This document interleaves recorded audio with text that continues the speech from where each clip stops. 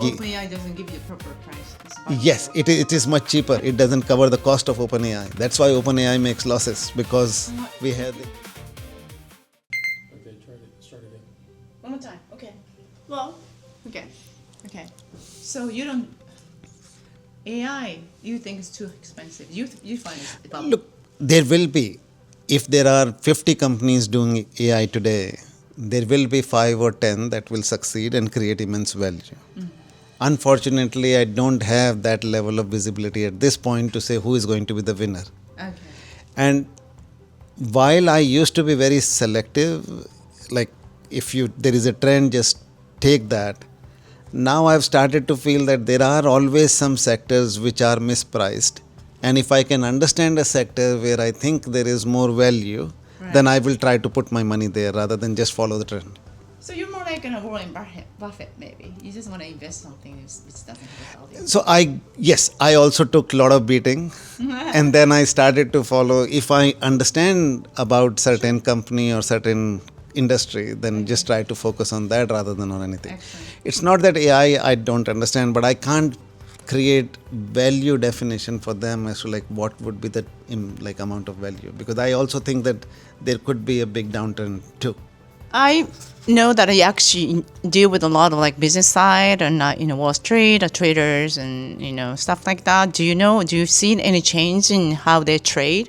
Look, I think in terms of even the pricing algorithms, like if you need to find out what should be the price when they are sending the orders. You're pricing an algorithm.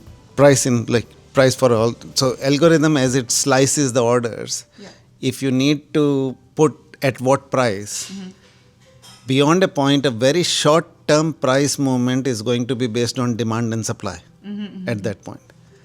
Demand and supply, while you can try to do a limit order or a market order or whatever else, if you try to project what the price could be in 10 seconds time or 15 seconds time, there are certain statistical based or now the simplest AI models, not the generative AI models, but the regular AI.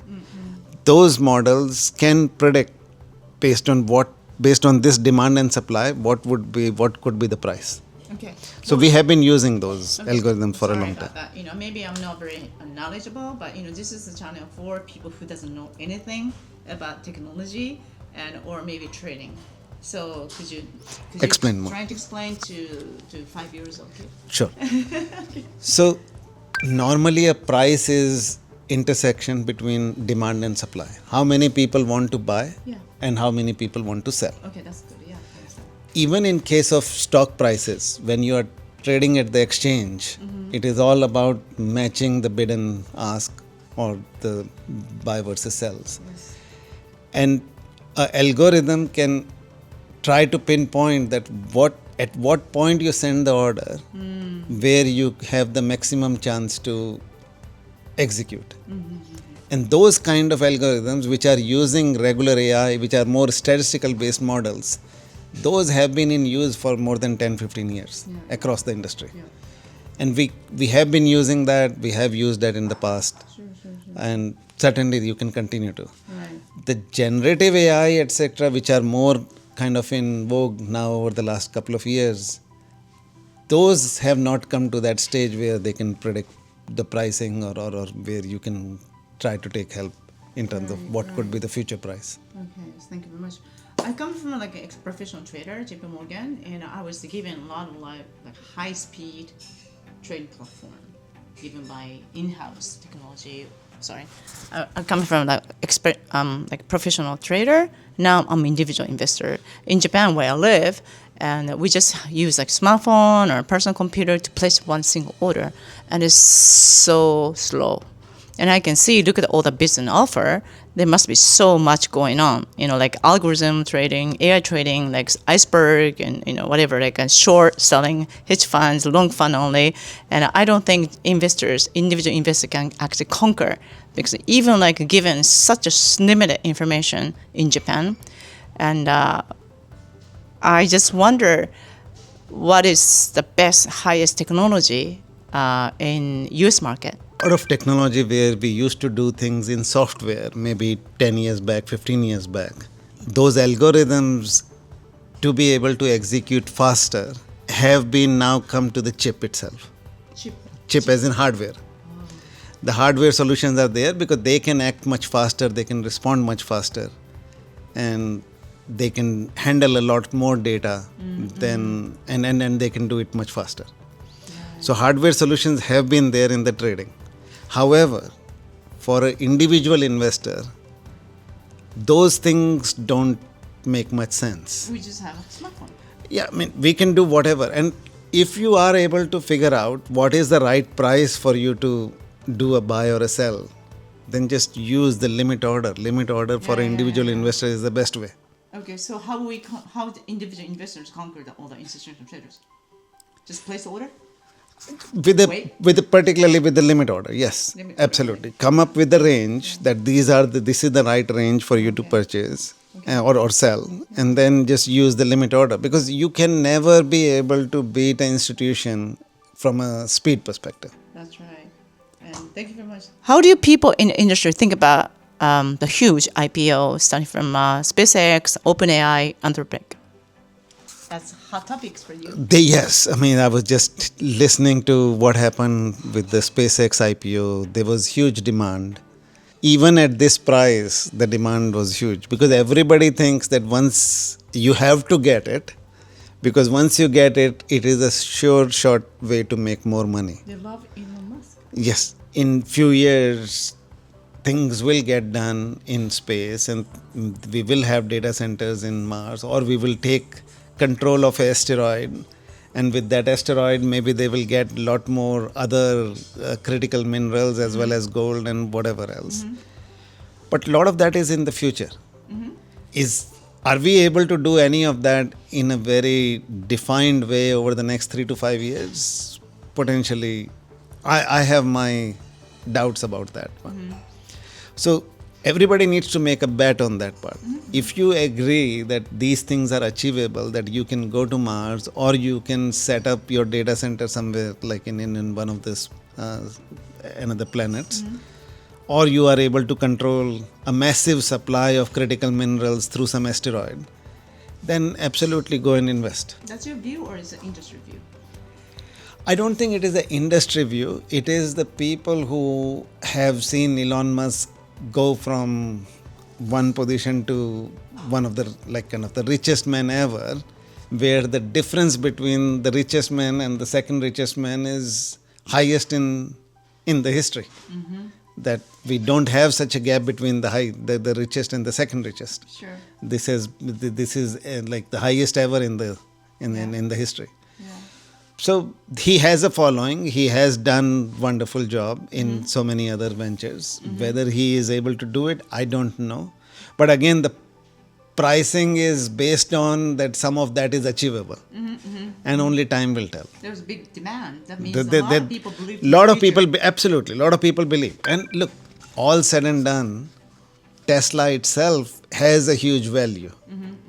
Right? At one point of time, Tesla value or Tesla market cap was Toyota plus Honda plus many other companies combined. In terms of number of vehicles, it doesn't. Sure. They sell that many. But everybody believes that it will have the autonomous vehicle, and it will create value, immense value at that time, driverless vehicles and taxis and all of that part. So that is yet to be seen. Yeah, for me, maybe I have a limited knowledge about technology and AI, but for me, like SpaceX is very interesting, because I consider as AI sector, not like space, but AI defense. But what do you think about OpenAI and Anthropic? So look, I think the part about AI, so I'll just say one statement, right? If we think that AI will be that material, that it will be that much successful, then I think another way to invest would be to invest in power companies, or invest in copper companies, or anything else that require AI to continue to work. What do you think about OpenAI? So look, I think from a software perspective, Anthropic or OpenAI, they are doing a wonderful job in terms of what LLMs they have created and the capability that they have created. They're ChatGPT, isn't it? Yes, ChatGPT belongs to OpenAI. The challenge is not about whether they have done a great job or not. The challenge is more about how much value you can create and how much profitability you can create. Sure. OpenAI by itself is going to be hugely useful, and it is already being used by many companies, including like in terms of most of the top 500 companies are already using OpenAI. But finally, the people who are going to be ready to pay the price for OpenAI in the medium term, they will need to get some value out of that investment. While a lot of companies are investing in AI at this time, if they don't see the value, because it is not OpenAI's fault, it is those companies' thing that they need to be able to extract the benefit out of it. As in, if you are spending $100 today to do a certain task, with AI, would you be able to do it in 90, 80, 50 or what? And how much of that share will go to OpenAI? Or will OpenAI be able to continue to keep the prices of its tokens, or will they have to reduce the prices? Because the prices have not gone in one direction. They have also been going up and down. Which price? The price to use OpenAI. So it's called token pricing. Token pricing. Like in terms of when you send a query to OpenAI, when you ask a question to OpenAI, a question based on For what example, kind. When I ask a question, when I talk to the ChatGPT, Yes, you send the token. I send the token. Yeah, so that question gets converted into different tokens, multiple tokens. So there is a price for those tokens, Price of the token. the cost of the token that a user will need to pay. Okay. Currently, for individual people, it gets discounted a lot because they want more and more individuals. So it doesn't give. OpenAI doesn't give you the proper price. It's about Yes, it is much cheaper. I didn't know that. Did you? Yeah, it is much cheaper. It doesn't cover the cost of OpenAI. That's why OpenAI makes losses, because we have they are making loss. yeah, they are making loss because individuals are Promotion. yeah, it is a promotional price. For corporates, it is not the promotional price, and so they have to pay. Companies pay more. That's how they make money. That's how they make money. But even in spite of that, OpenAI has losses, right? It is not a profit-making company at this point. So when That's why they want to have an IPO. that's correct, they want to get more, and that's why like companies, Nvidia, etc., even SoftBank, they have put in a lot of capital in OpenAI, including Microsoft and yes. Pay more again. yes. So that is the reason why they need more cash.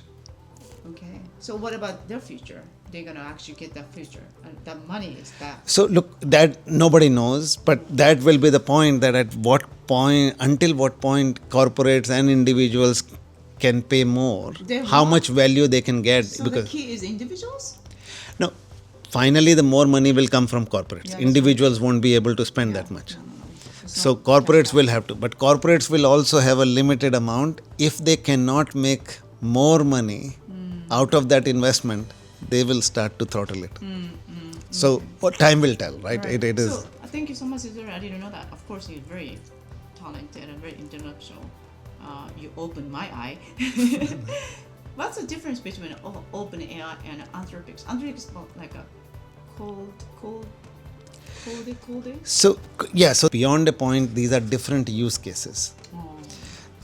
Claude is more successful with software creation or software development and things like that. For technicians, like engineers. For engineers, yes. So they can charge more money.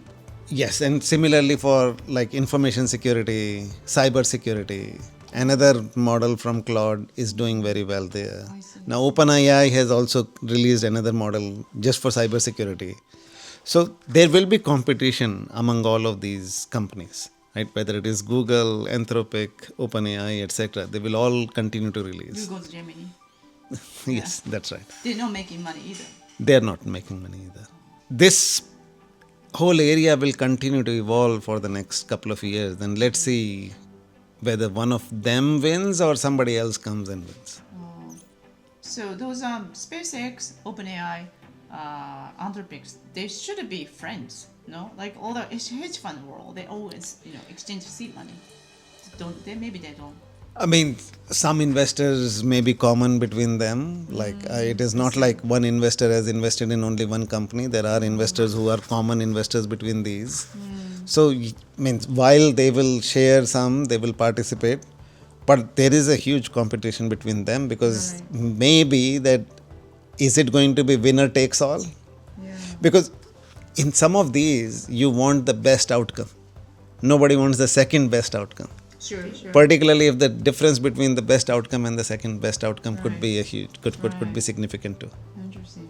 Can I talk about that? Because you seem to know a lot of things about AI. Yeah. But AI, do you know, what do you think about the AI stocks? I don't know. In America, in Japan, like Tokyo Electron or, Kioxia, like chips company. But what about America? It's like NVIDIA. What's the AI sector in American stocks? So Qualcomm, NVIDIA. yeah, so there are Micron technology. so there are chip manufacturers who have done very well. There are certainly some of them are, including not just for the chips, the memory manufacturing companies. They have also. Who are they? I don't remember Okay. the names of the memory manufacturing companies. Sorry. Yeah, okay. Micron is a Micron, manufacturing. Yeah.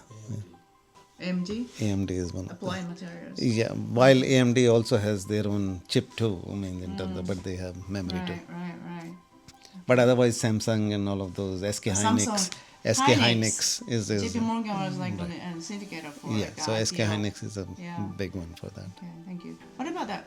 Do you know what's presence of SoftBank's song? I just read few articles about him, particularly in terms of in 2020, 2021, etc., how he was making big deals and With his ARM. collaboration, his collaboration with Saudi funds and like in terms of Vision Fund and all of that part. Maybe So, I should ask about India.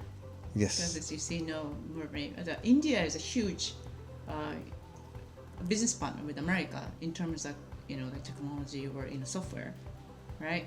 America buys a lot of brain from India. Do you know that the relationship between India, America, or India and Japan in terms of AI or finance or economy?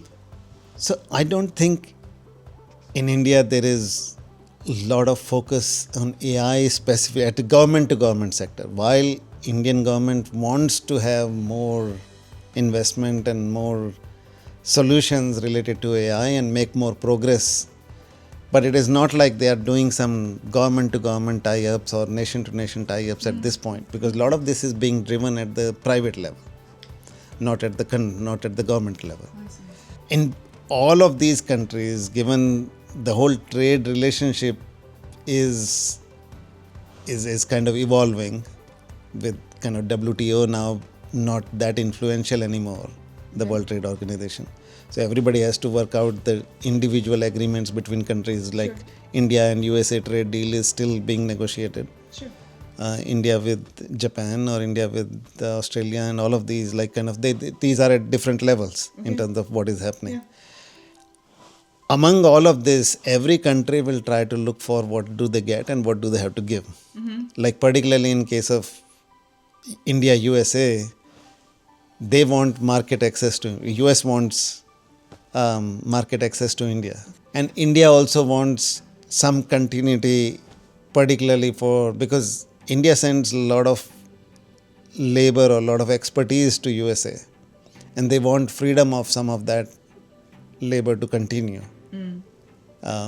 even with the trade agreements, etc. While there will be trade agreement will cover the commodities or the physical pieces, but it also is kind of about the free movement of the people, and that is important to India too. Free labor? Free movement of people. Movement of people. What does it mean? Like if there are consultants from India who want to come and work in US, okay. like the H1B, etc., etc. Okay. That should be continuously allowed, or at least India should have reasonable amount of quota that they can continue to service those. Indian companies can continue to have a business model here. Yeah. So India is close to America, or India is friends with China? India. What's India's status? I think personally, between those two, it is very clear that I think Indians will be more aligned to or more closer to USA than to China. Okay. China particularly, not that there is some big negative out there, but particularly with some of the border related disputes. India buys a lot of oil from Russia. Yes. But India and Russia have had a very long relationship. Oh, yeah, right? close? From 1940, yeah, since independence. I see, yes, I didn't know that. And particularly, look, in the early days, from 1940, late 40s to until about 1980, USA had the relationship with Pakistan, and later on, they wanted to build the relationship with China. So India was a secondary thought for them. Particularly so these things are there in Indian psyche, Okay. right? Everybody remembers these. Particularly in 71 war, when India and Pakistan had a war in 71. Right. In USA sent their warship to support Pakistan. So those things are always there in memory. That's very educational. Thank you so No, much. absolutely. Thank you so much for your time, and it's so meaningful for all Japanese people who doesn't know anything about America and India and a little bit about Japan. Thank you so much. Thank you. ありがとうございます。ありがとう。